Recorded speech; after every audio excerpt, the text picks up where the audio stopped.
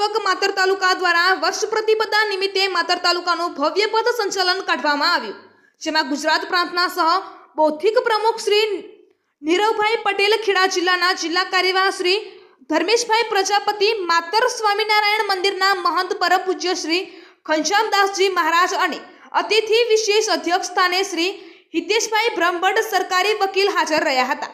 અંતમાં રાષ્ટ્રીય સ્વયંસેવક સંઘના ગુજરાત પ્રાંત સહ ભૌતિક પ્રમુખ શ્રી નીરવભાઈ પટેલનું માર્ગદર્શન પ્રાપ્ત થયું હતું, જેમાં તેઓએ વાસ્તવિક હિન્દુ સમાજની પરિસ્થિતિ, જાતિવાદ, પર્યાવરણ, સ્વચ્છતા, કુટુંબ પ્રબોધન અને વધુમાં વધુ સંઘ કાર્યોનો વિસ્તાર થાય અને આ રાષ્ટ્રના પરમ વૈભવના શિખર પર લઈ જવા માટે તેઓએ દરેક સ્વયંસેવકને માર્ગદર્શન આપ્યું હતું, સાથે નાગરિકજનોને પણ આહવાન કર્યું હતું।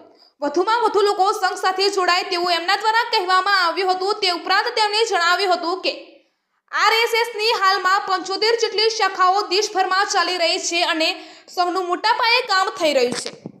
1925માં જે સંઘની સ્થાપના થઈ હતી તે 2025માં તેને 100 વર્ષ પૂર્ણ થાય છે। તે ઉપરાંત શતાબ્દી વર્ષ નિમિત્તે શું કરવાનું છે તો 2025 સુધી દરેક ગામમાં રાષ્ટ્રીય સ્વયંસેવક સંઘનું કામ પહોંચે અને વધુમાં વધુ હિન્દુઓ રાષ્ટ્રીય સ્વયંસેવક સંઘમાં જોડાય તેવી વિનંતી કરી હતી।